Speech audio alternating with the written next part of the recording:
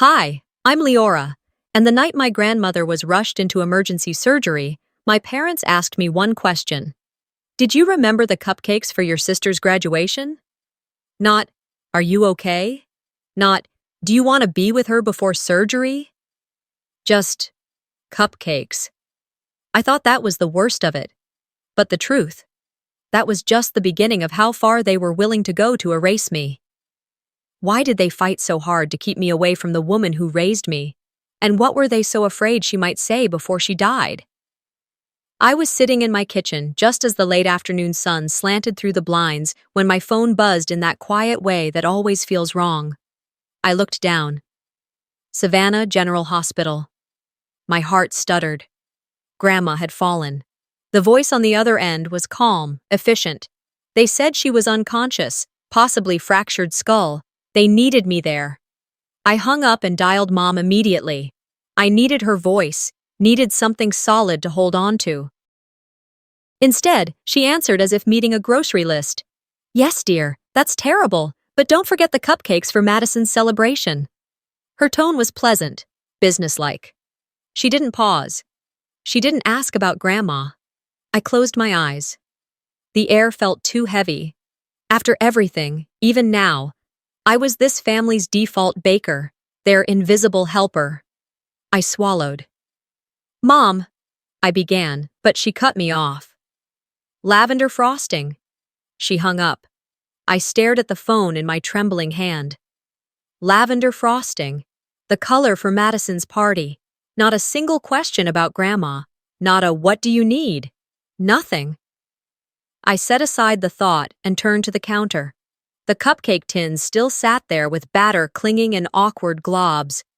I rubbed my sleeves, let out a breath, and pressed my palm into the cool granite. I scrambled eggs, folded batter, preheated the oven. As the smell of sugar and vanilla drifted through the small Georgian kitchen, I felt my throat tighten. I'd always been the quiet one, the reliable one. When my sisters complained or when Mom needed help, I said yes. When people forgot I existed, I didn't complain. I just baked. I'd baked for birthday parties, bake sales, graduations. I'd baked when people said, "You're doing too much." I'd baked when it made me sick. That day, as the oven hummed and I set the cupcakes to cool, a memory surfaced. Grandma pressing flour-dusted kisses to my forehead as a child, whispering, "You have a gentle strength." I clung to that whisper now. Later that evening, I drove to the hospital. The salty air of Savannah Coast cooled my face through the cracked window. The open road gave me a second to breathe, to pay attention to my own pulse. I entered the sterile lobby, signed forms, and walked the hallways until I found her room. I approached the bed. Tubes, machines, IV lines. The steady beep of the monitor was the only sound in the hush. I sat beside her and whispered, "I brought cupcakes." The words startled me. Why did I say that? But it felt necessary, some gesture of comfort. I held her hand, clasping the soft skin I knew so well. My own tears stung as I fought the urge to collapse into despair. I counted her breaths. I nodded to the nurse who passed. She didn't react, just switched gloves. Later that night, I slipped into bed back at my apartment with the box of cupcakes on the counter, untouched. My phone lit up with the family group chat. I paused. Everyone except me. I opened it. The messages weren't about Grandma. They were about dresses, tablecloths, flower arrangements. Match lavender? Should we do roses or peonies? Don't be late. Madison's parents will be filming. Not one message asking how Grandma was. Not one, "Is Leora there?" My stomach twisted. These texts felt like a slap. I typed nothing. I sat in silence, my hand hovering over the send button, then pulling back. I stared at the cupcakes on the counter, soft domes of pale lavender buttercream, lined in neat rows. They looked sweet and innocent, but in that moment, they tasted like betrayal. I whispered into the quiet kitchen, "They don't even know if you'll wake up." My phone pinged. A new message appeared. "Don't forget the frosting needs to be lavender. That's Madison's theme." And for the first time, I didn't reply. I stared at that message for a long time, and for the first time, I didn't reply. Morning came slow and sticky. I sat at my small kitchen table, half awakened, nursing a mug of black coffee that had cooled too fast. My hand hovered above my phone. A dozen missed calls from Mom, texts from Vera checking in on Madison's outfit, none asking about Grandma. I swallowed hard, then moved. I threw on a dress I'd picked out the night before, a modest style, pale lavender, because I never believed I would be disqualified from lavender, the family color. I arrived late at the venue. The ballroom doors were open, sunlight streaming on polished floors and rows of chairs draped in white satin. A string quartet played softly. Guests milled about, sipping mint juleps. The organizer greeted me with a smile, but no recognition. "Table for one?" she asked. I nodded. No hug from Mom, no glance from Isolde. They were already striking poses in front of the photo station. Perfect dresses, perfect lines. I slipped into a seat at the back, facing forward, like a ghost in my own homecoming.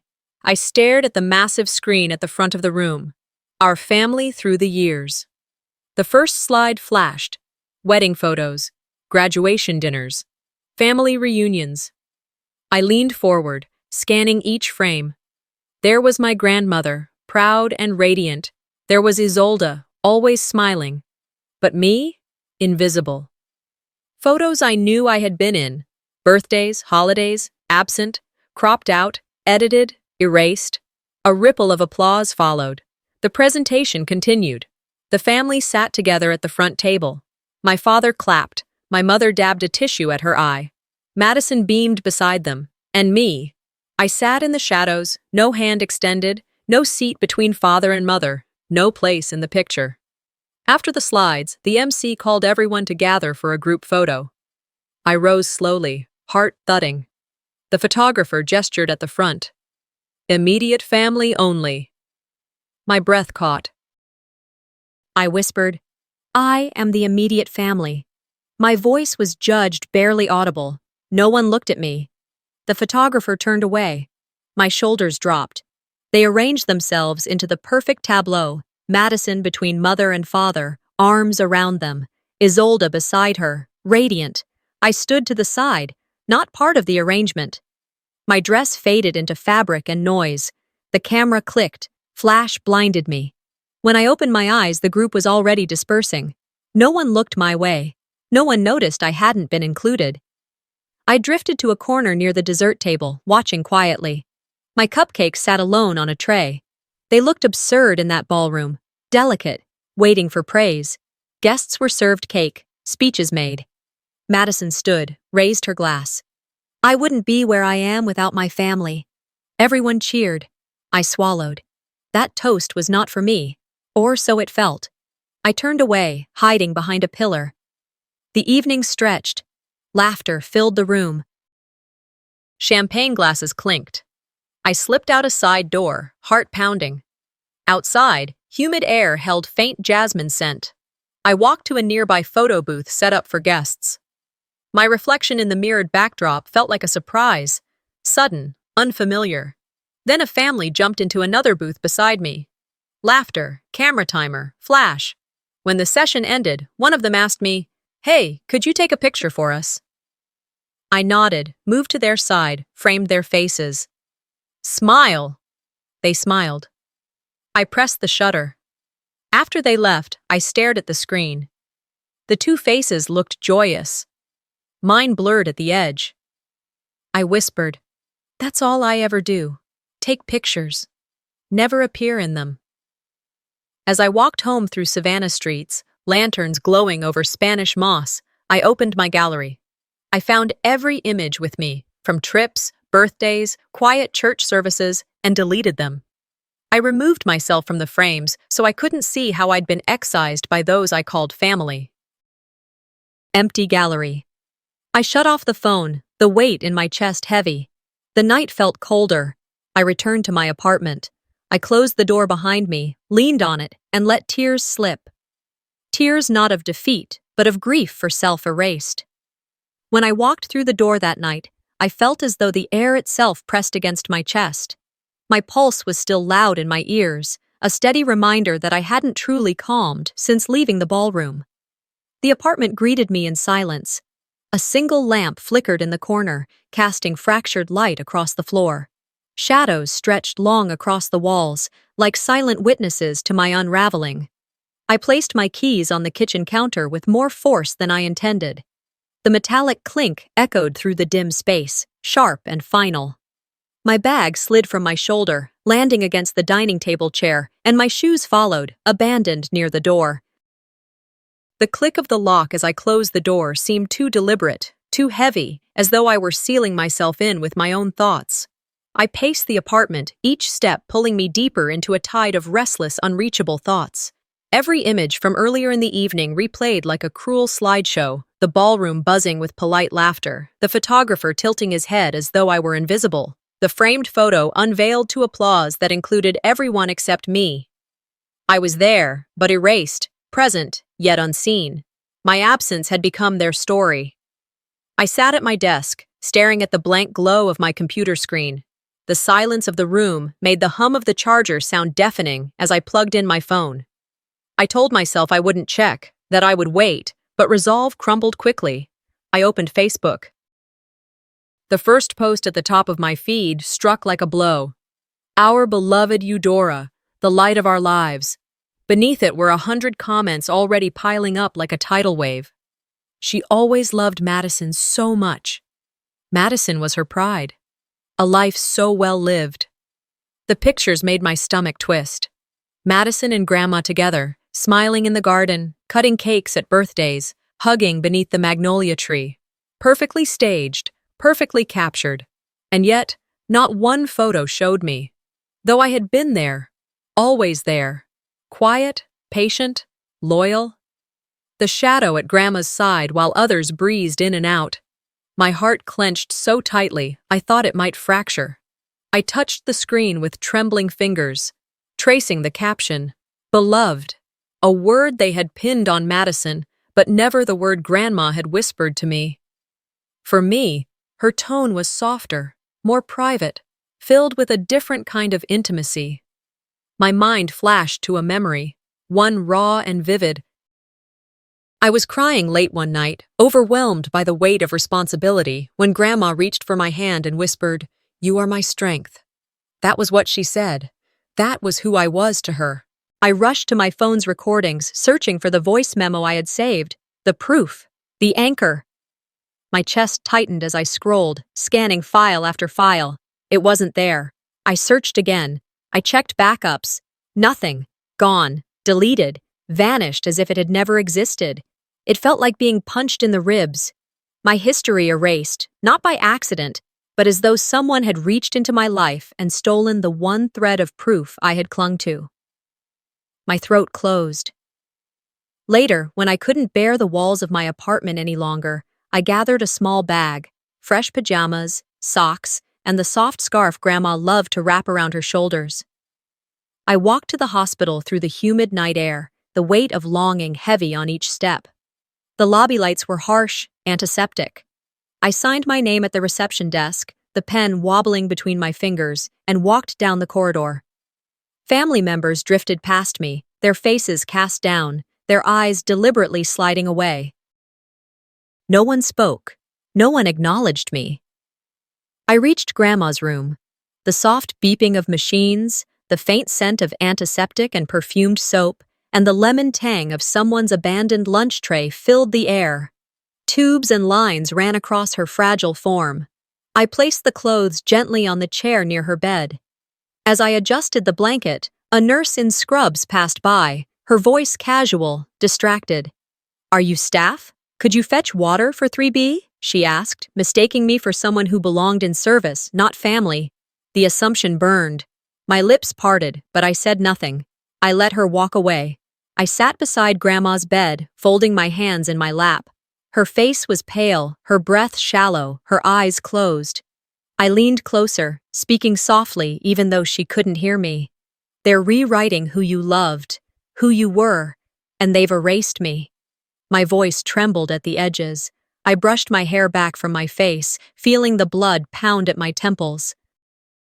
How small I felt in that room, surrounded by their absence of acknowledgement. I thought back to the countless nights I stayed awake with her, wiping her brow when she coughed, tying her shoes when her fingers shook, reading to her when she couldn't sleep. I had been there, even when no one else was. And now, at the end, no one spoke my name in the same breath as hers.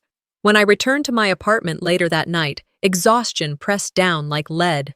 But something compelled me to move toward the old desk in the corner. I pulled open a drawer I rarely touched.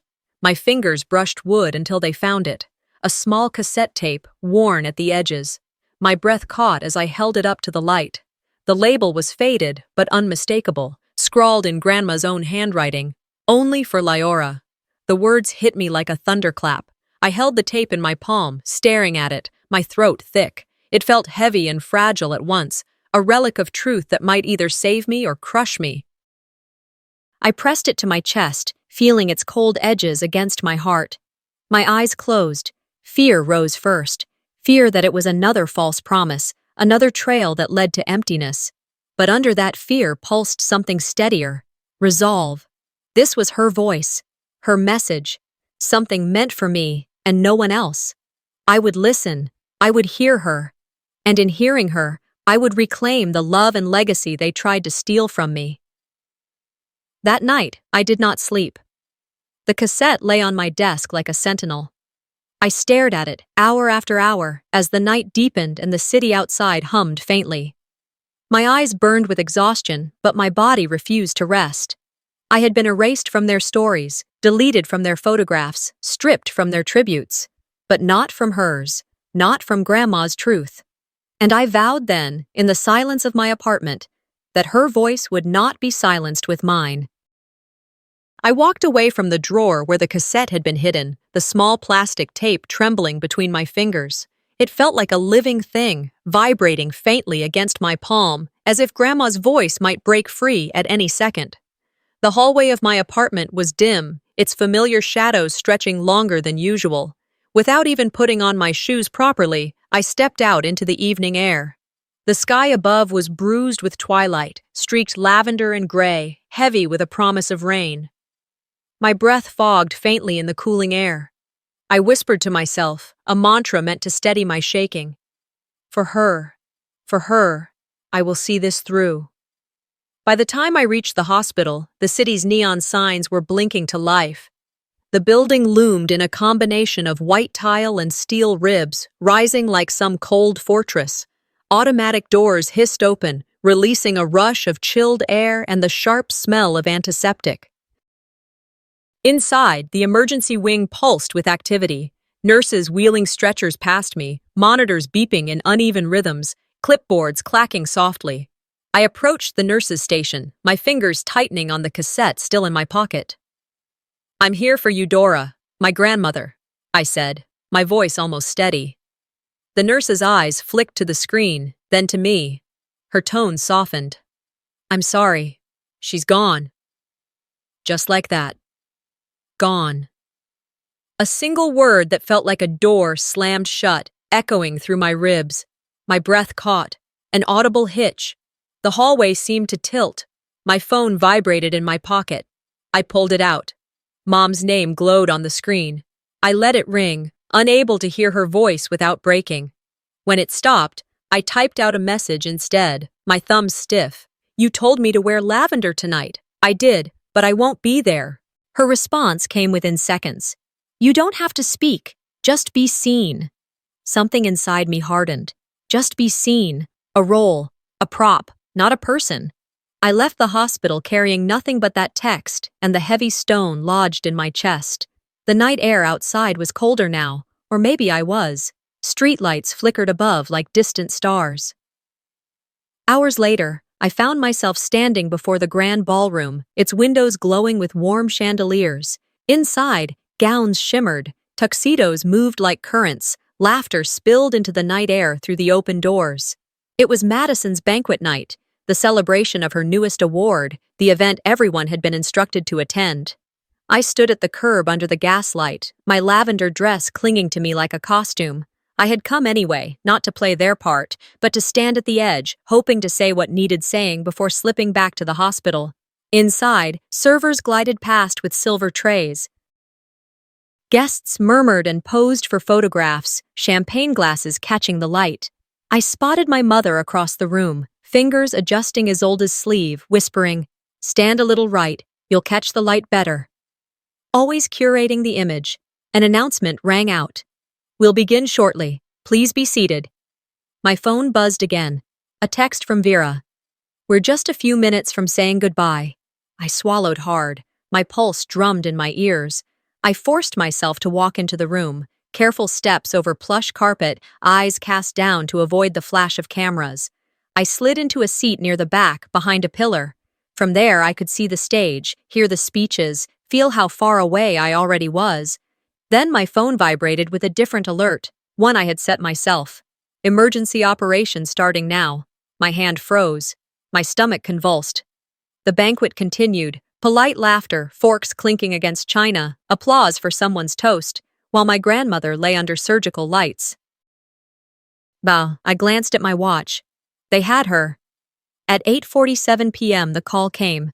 My hand shook as I answered. A calm voice on the line said only, "She didn't make it through." The room around me swam.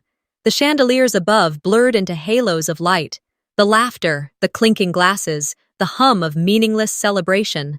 All of it felt sickening now, like some staged performance I had wandered into by mistake. My lavender dress felt like a lie. I stood slowly, sliding out of my chair. I moved through the ballroom as though underwater, past waiters balancing trays, past guests oblivious to the world beyond their champagne flutes.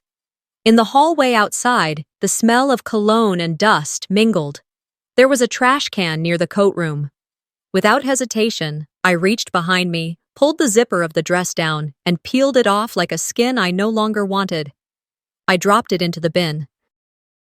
Barefoot, I walked through the lobby, the marble floor cool against my feet, leaving lavender behind like a ghost of compliance. I made my way to a bathroom with flickering neon lights and grimy edges. The mirror above the sink reflected a face I almost didn't recognize. Eyes red, jaw tight, shoulders squared as if bracing for impact. My voice cracked, but I said it anyway, softly to my reflection. "You've done enough pretending." My phone buzzed again. I pressed it to my palm, feeling the vibration like a warning. Vera's text glared at me from the screen. "Make sure you post a thank you for tonight's sponsors." I didn't cry. I didn't answer.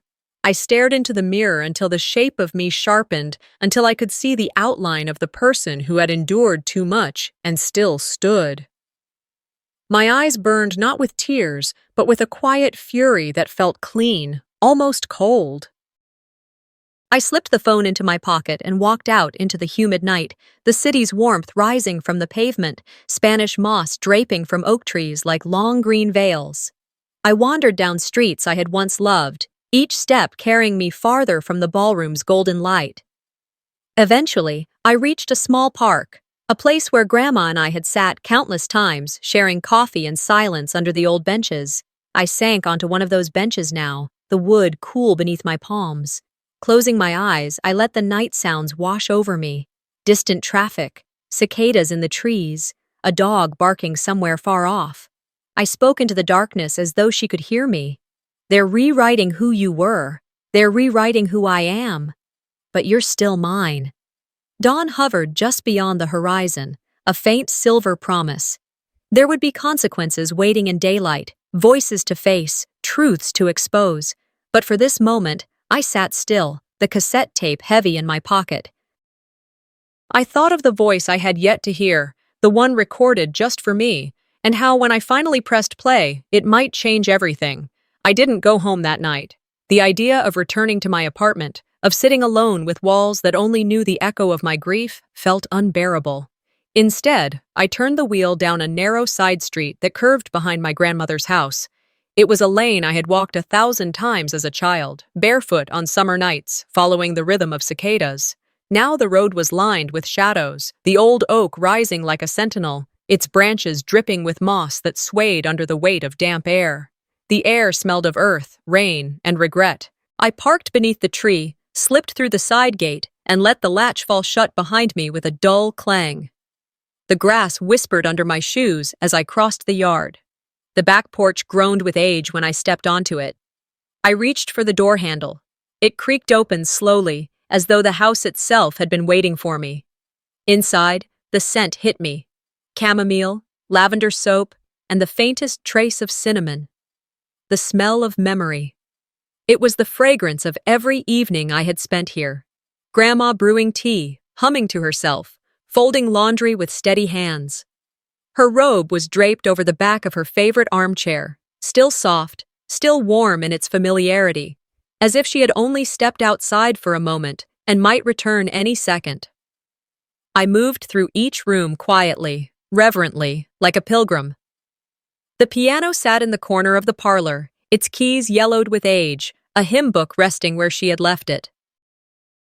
Cookbooks lined the shelf in the kitchen, spines frayed, pages marked with her handwriting, little notes about extra sugar, substitutions, and the words for Leora scribbled in the margins of recipes she thought I would like. On the walls hung portraits of generations, faces frozen in sepia, eyes that seemed to watch as I passed. Every object spoke of her. Every silence reminded me that she was slipping away from us. The ache amplified with each breath until it was almost unbearable. By the time I left, morning light was threading through the curtains, painting the rooms gold. I locked the door gently, almost afraid of the sound, then drove to my small apartment.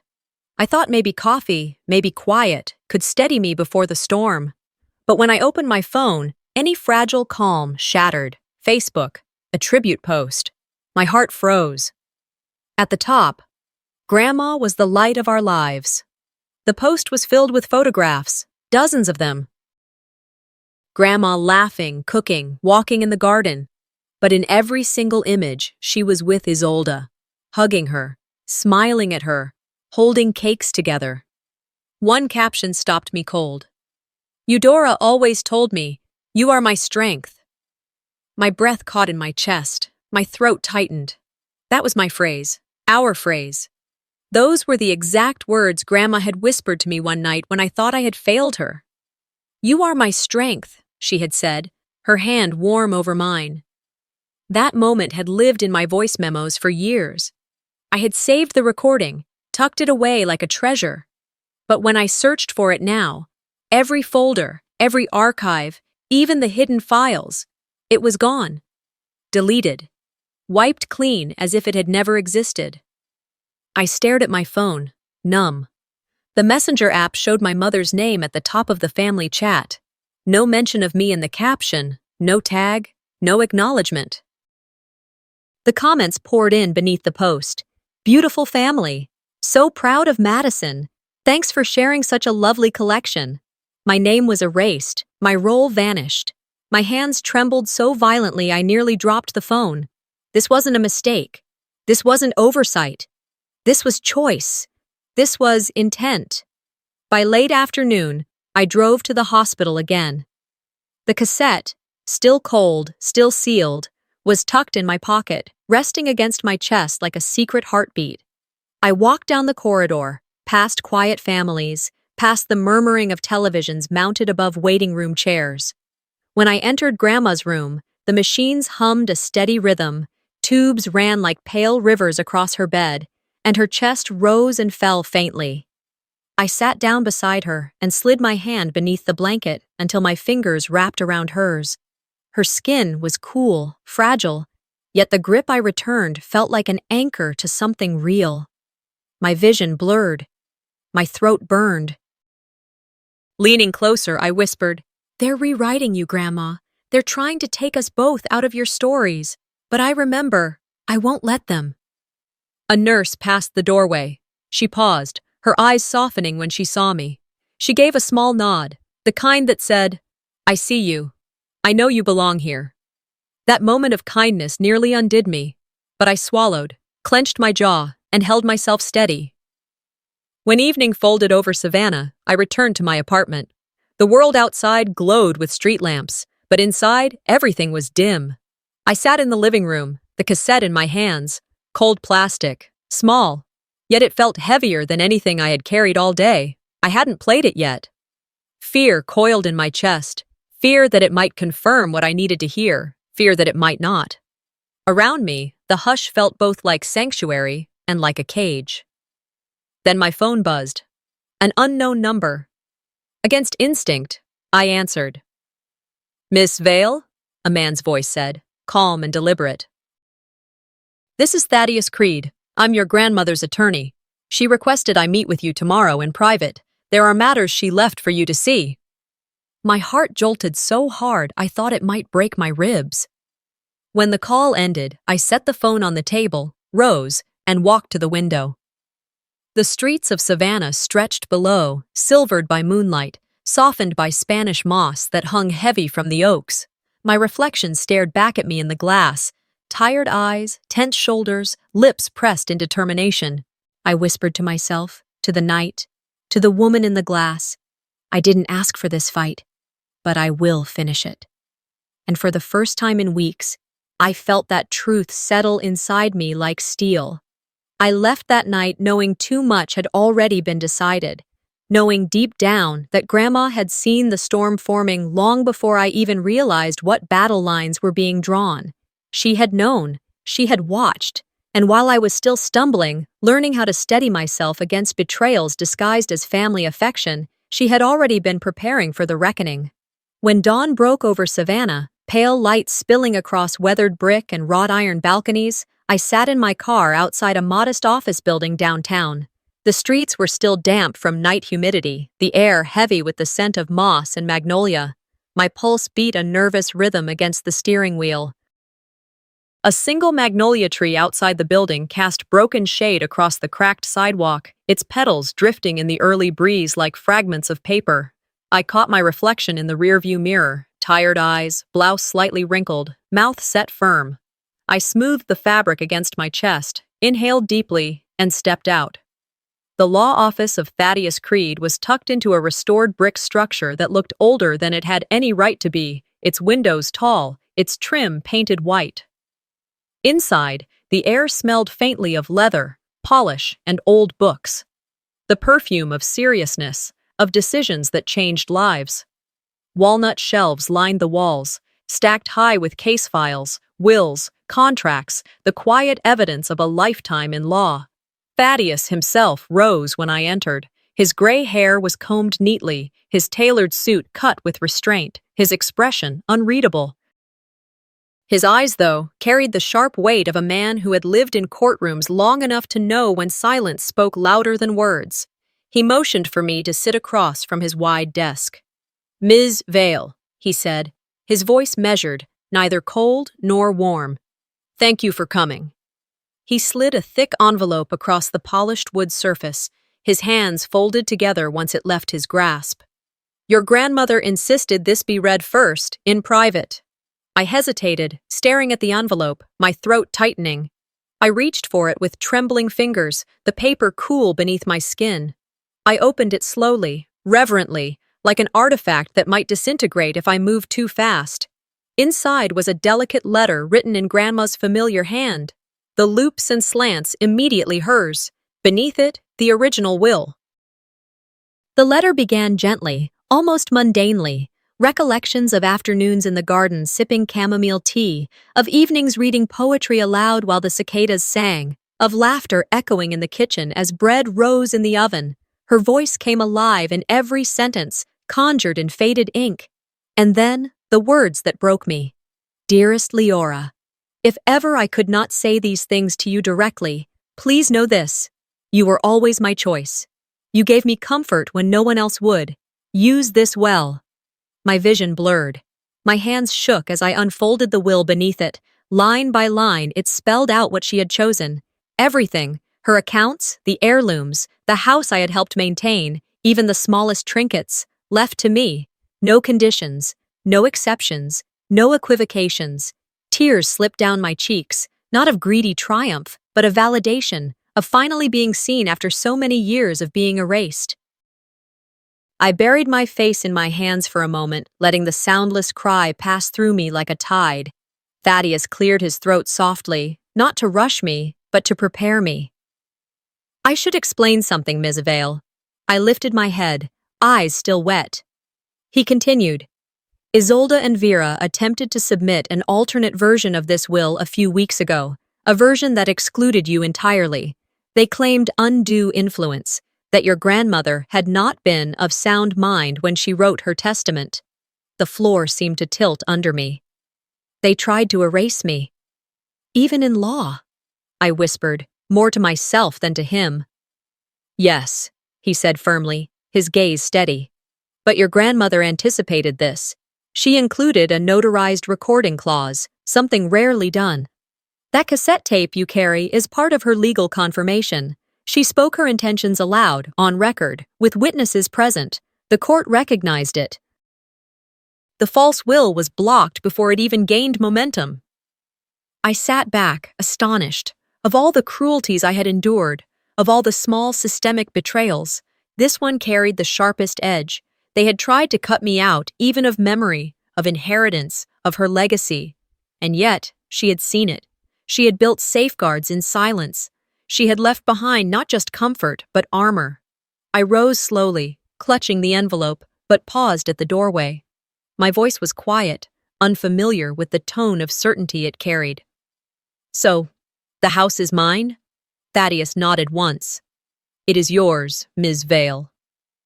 I felt a tremor of power rise in my chest, not the thrill of victory, but the solemn gravity of responsibility.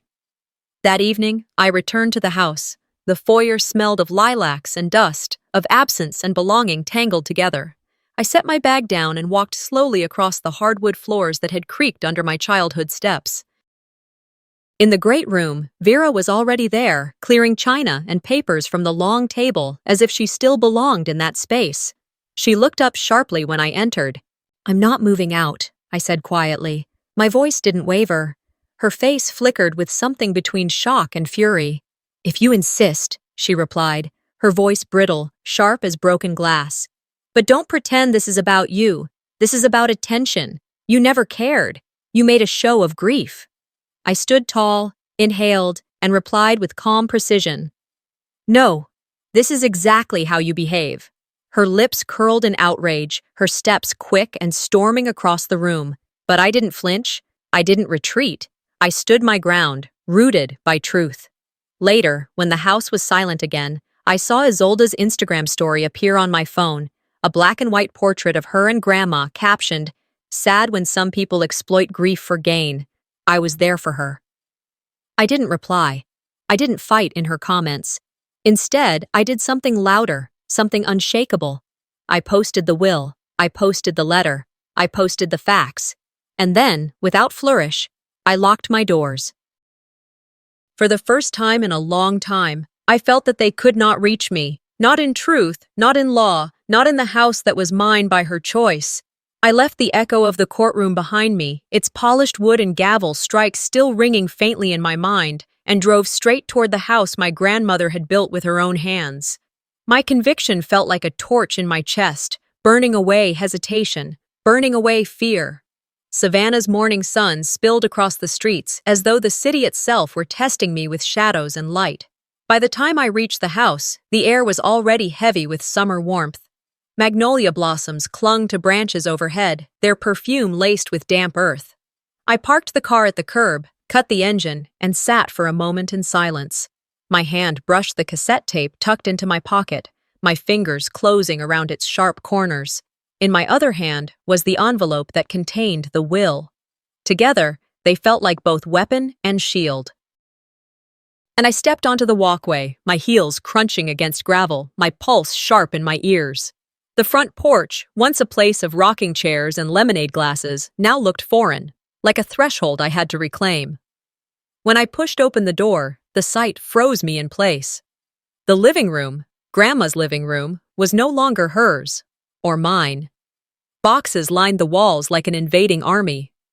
Vera wore gloves, white leather, as though she were handling something fragile. Isolde's heels clicked across the hardwood with the practiced sound of entitlement. They were rearranging furniture, lifting frames from the wall, setting aside china. My grandmother's house had become a staging ground for theft dressed up as authority. Isolde turned first, her expression icy. A slow smile curved her lips, but it wasn't warmth. It was dismissal. We're just rearranging for the new owner, she said, voice dripping with poison disguised as civility. She stepped toward me, each click of her heel echoing louder than the last. You've caused enough trouble, Leora. Maybe you should go away for a while. Vera chimed in, her tone coated in faux concern. You're not thinking clearly. This house isn't good for your mental health. You should step back, maybe get help. The words were deliberate. They weren't just insults. They were building a narrative in real time, twisting my sanity into a weapon against me. I recognized it instantly. The same insinuations I'd heard whispered behind closed doors, now spoken aloud in the place that should have been my sanctuary. My chest tightened, but I drew in a slow breath, grounding myself. This house, I said, voice steady, was left to me, not you, and I will not step back. Isolde's lips twisted into something crueler than a smile. She gestured toward the open lawn, her manicured hand flicking as though discarding me. Maybe you should leave. Then, with sudden force, she grabbed one of my suitcases from the hallway, a suitcase I hadn't even unpacked yet, and shoved it through the doorway. It crashed onto the porch, then tumbled onto the yard, spilling slightly open. The clash of leather against wood and stone shattered the silence. I lunged forward instinctively, catching the suitcase before it toppled further into the grass. My fingers gripped the handle so hard my knuckles ached. Behind me, Vera's voice rose in a scream, shrill and piercing. She's having a breakdown! Look at this! Look at her making a scene! Her words weren't meant for me. They were for the audience gathering outside. Neighbors had already stepped onto their porches. Curtains twitched, blinds opened, phones glowed, cameras lifted. A murmur swelled like a tide. One voice, sharp with confusion, called out, "What's she doing? Defending her own house?" Another voice hissed from across the street. "Are they throwing her out?" In broad daylight? And then, louder, an older neighbor, Mr. Abernathy, who had lived beside Grandma for 30 years, shouted, "Didn't she take care of Eudora all those years? Isn't that service worth something?"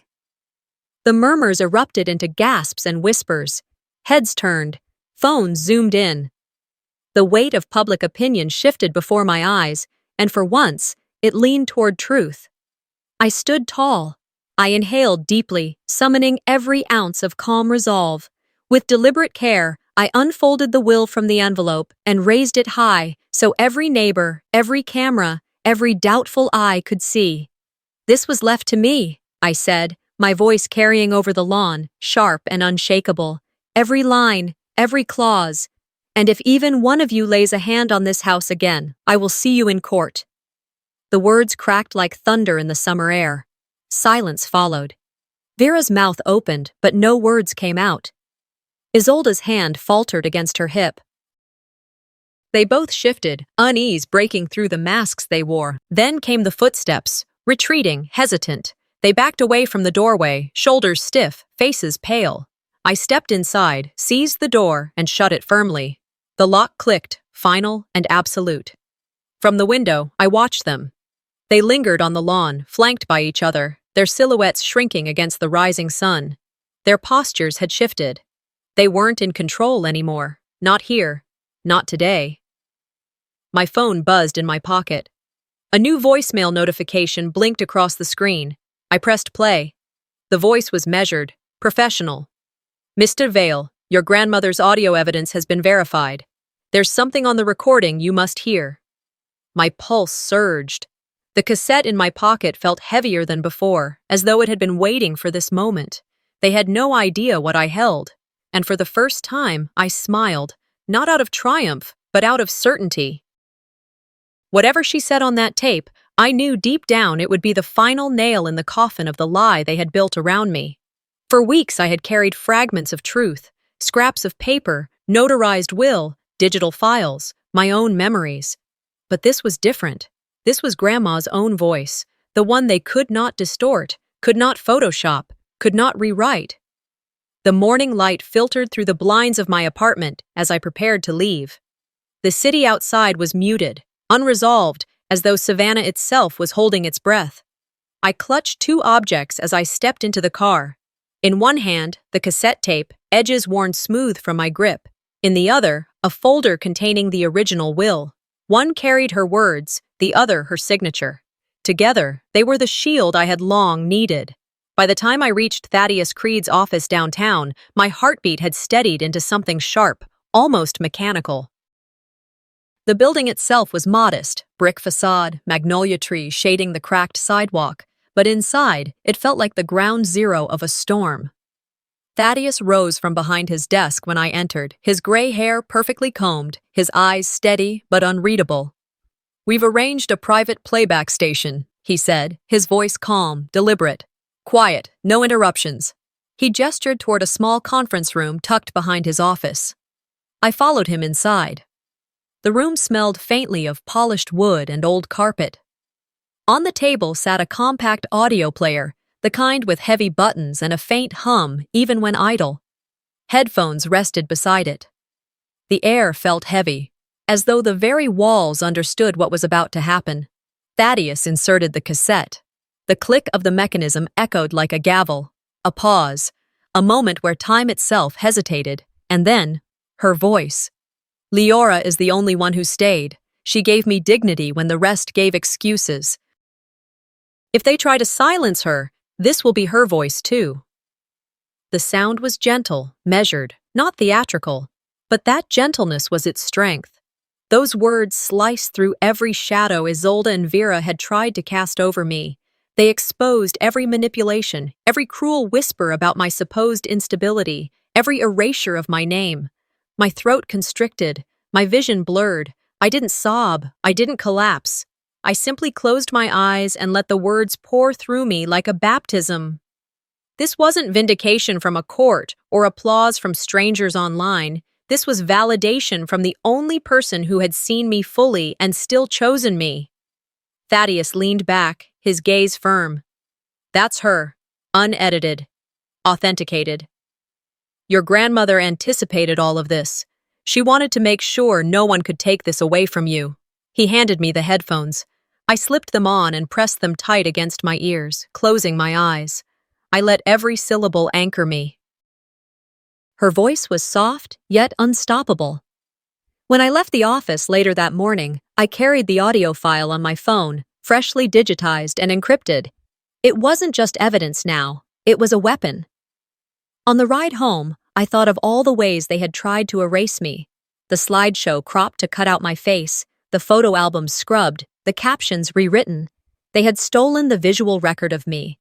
But now, I held the one thing they could never replace: Grandma's voice. At home, I sat at my desk, the glow of the laptop casting a pale wash across my face. My fingers hovered, then moved with certainty. I copied the audio into the family group chat. My message was short, sharp. "Hear her for yourself." Then I uploaded it publicly. No hashtags, no spin, no explanation. Just her voice. Within hours, the numbers surged. 23,000 shares, 47,000. Comments flooded in. "I see you now." She was always there. Justice finally spoken. Strangers became witnesses. Neighbors became allies. The truth spread with a momentum that not even Isolde's curated Instagram could contain. That evening, I walked into the courthouse lobby. The marble floors gleamed under fluorescent lights.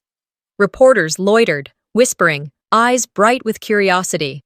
And there she was, Isolde, waiting. Her face was pale, her posture brittle. When she saw me, she attempted a smile that never reached her eyes. "You're twisting my words," she hissed under her breath. I didn't reply immediately. Instead, I reached into my bag and pulled out 2 framed photographs. One was the edited version Isolde had paraded online, the one where I had been cropped out, erased as though I never existed. The other was the original, taken from Grandma's wall, where I stood at her side, holding her arm. I held both up. The disparity was undeniable, gaslighting, exposed in broad daylight. When the judge called the session to order, I stepped forward, my hands steady. "This house belongs to me," I said, my voice resonant in the silent courtroom. "This name belongs to me. This voice belongs to me." The judge reviewed the will, examined the photographs, listened to the verified audio recording. At last, his ruling came down clear and final. The will was affirmed, a restraining order was granted. The lies collapsed under the weight of documented truth. The room fell silent.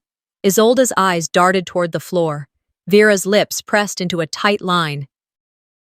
For the first time, I felt not just relief but vindication. That night, I returned to the house. I placed the cassette carefully on Grandma's mantel, her mantel, the one she had polished every Sunday morning. I stood back, arms folded, breathing steady. The room felt different now, not haunted, not hostile, but mine. My phone buzzed. I glanced down. A message glowed across the screen. "Hi, Ms. Vale. We're from the Savannah Storyteller podcast. We'd love to share your story. If you're ready." I touched the label on the cassette, Grandma's handwriting still etched across its surface. I whispered into the quiet room. I was. And for the first time, the weight in my chest lifted. Not because the fight was over, but because the truth had finally found its voice. I drove away from the courthouse that morning, heavy with everything that had changed. The tape had spoken, truth had landed, and Isolde's lies melted away. I kept the cassette in my pocket as I pulled into the driveway of the house now fully mine. The garden was quiet, dewy, lavender blooms stirred in dawn breeze. Walking beneath the old oaks, I passed the rose bushes, the stone bench where Grandma and I used to sit. The scent of lavender mingled with earth and memories. I paused before a small plaque now installed by my hand, in memory of Eudora Vale. She never forgot. Later that afternoon, I arrived at a small recording studio in downtown Savannah. Simple walls, a mic suspended, cables coiled neatly. I sat in the chair, braced, as the host across from me said, "Take us back to the lavender." I closed my eyes for a moment, breathing. Then I spoke. It started with a dress, and ended with a garden. The host nodded, gentle encouragement in her eyes. I told the story. The cupcakes, the hospital calls, the betrayal, the erased photos, the cassette, the will. I spoke calmly, not angry. "When people try to erase you," I said, "they're not afraid of your weakness. They're afraid of your memory." I described the porch fight, the neighbors filming, Isolde's public gaslighting. I described sitting by Grandma's bed, silent, watching machines hum. I admitted wounds still open. I didn't hide them. I honored them. After recording, I walked back through the garden. Lavender bushes lined the paths I once tread in shadow. Now, they seemed to arch toward me, welcoming. I knelt and touched a flower, purple petals soft under my fingers. A memory. Grandma's smile when I planted that first sprig with her years ago. She believed in me. A soft knock at the front door made me startle. I opened it. A neighbor stood there, holding a loaf of fresh bread, wrapped in plain paper, with a sticky note. "Your story helped more than you know. Thank you." I blinked. I accepted the bread. I didn't cry. I placed it beside a framed photo of Grandma and me on the mantel. I ran my thumb over the image, over two faces smiling, whole. Later, under golden dusk, I sat in the garden, the microphone's echo still warm in my ears. My phone buzzed. An invitation from the Savannah Storyteller podcast to share the full narrative. I watched shadows lengthen across blooms. I spoke aloud. They wanted me to disappear, but now, every time someone listens to my story, I exist louder. Then I looked out at the twilight sky, and through tear-soft eyes said, "I still wear lavender, but I picked the shade myself." Even in the most painful chapters of our lives, there's power in reclaiming our voice. Lyora's journey reminds us that being the quiet one doesn't mean we're weak. It means we're listening, learning, and waiting for the right moment to rise. When love is manipulated and loyalty is exploited, the truth becomes the loudest revenge. What would you do if the people meant to protect you were the ones erasing you? If this story moved you, don't forget to subscribe for more real-life stories that hit close to home. Your voice matters, and so does your story.